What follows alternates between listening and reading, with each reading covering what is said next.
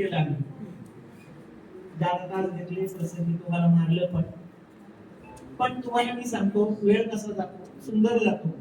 वेळ फार सुंदर आहे, सुंदर आहे, जगून बघा, खूप छान आहे. अलीकडच्या काळामध्ये सेवानिवृत्त झाल्यानंतर मी 2-3 देशामध्ये फिरलो. नुसतंच फिरलो नाही तर गेल्यानंतर 2-2, 3-3 महिने राहिलो.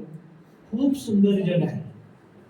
आणि तुम्ही पण मला असं सांगायचंय की तुम्ही जोपर्यंत जसं माझे पाय चालतात तोपर्यंत मी फिरत राहणार आहे. तशा प्रकारे वेळ जातो. मागच्या 8-10 दिवसातच मी गिरनार चढून आले.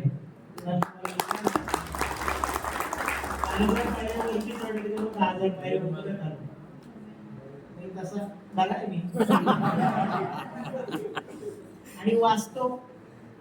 चव्हाण सर म्हटले टीव्ही पाहत नाही, त्यावेळेस माझ्या मनात प्रश्न आला चव्हाण सर, मी मात्र टीव्ही पाहतो. काय पाहतो तो माझ्याकडे सगळे स्पोर्ट्स चॅनल आहे. क्रिकेट क्रिकेट मला 2-3 वेळा मोबाईल मध्ये टायमिंग बघितला दुपारी मॅच फक्त आनंद मिळतो त्या गोष्टी आपण करतो. लक्षात घ्या, तुम्ही पण तसंच करा असं माझं म्हणणं आहे. ज्या गोष्टीमधून आपल्याला आनंद मिळेल, ज्याच्यापासून कोणाला आपल्यापासून दुसऱ्याला त्रास होणार नाही, अशा गोष्टी तुम्ही पण करा. छानपैकी वाचतो. रिटायर झाल्यानंतर खूप चांगली चांगली पुस्तकं मी वाचली. नवीन पुस्तकाला काही कोण सांगतो, माझाच मुलगा सांगतो, पप्पा तिथे जा, तिथे पुस्तक आहे, तिथे तुम्ही विकत घ्या. तो फॉरेनला राहतो पण मला सांगतो त्या पुस्तकाच्या दुकानात ते पुस्तक आहे, किंवा ऑनलाईन मागवतो. मी वाचतो, वाचल्यानंतर त्याला पोस्टानं पाठवून देतो, तुला पाठवतो. किंवा प्रसंगी मी घेऊन जातो. पुस्तकही वाचतो. टीव्हीवरचे कार्यक्रम पाहतो. टीव्हीवरचे कार्यक्रम म्हणजे फक्त स्पोर्ट्सच पाहतो, इतर मला आवडत नाही, मी पाहत पण नाही इतर गोष्टी. आणि मी पांढऱ्या उठून फिरायला पण जातो. दररोजचं माझं टार्गेट आहे 10,000 ते 11,000 पावलं दररोजचं मी चालतो.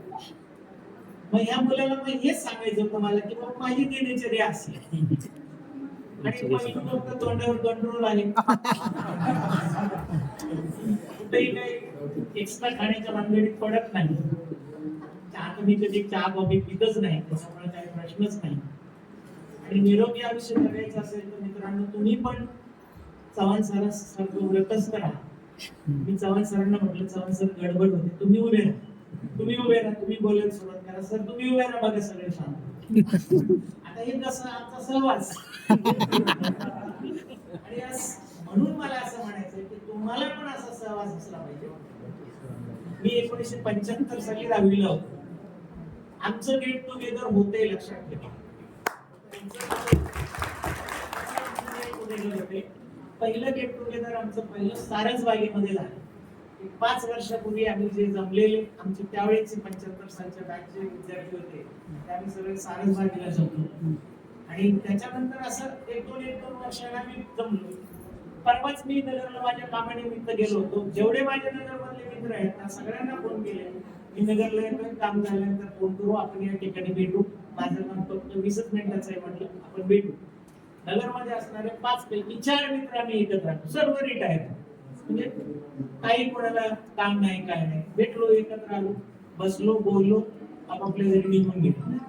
तसं मित्रांनो काय दिनचर्या सांगाव्या, चव्हाण सरांसारखा मनुष्य जो आहे, उद्या हे प्रवचन करायला लागले तर समाजामध्ये उन्नती होईल, प्रगती होईल.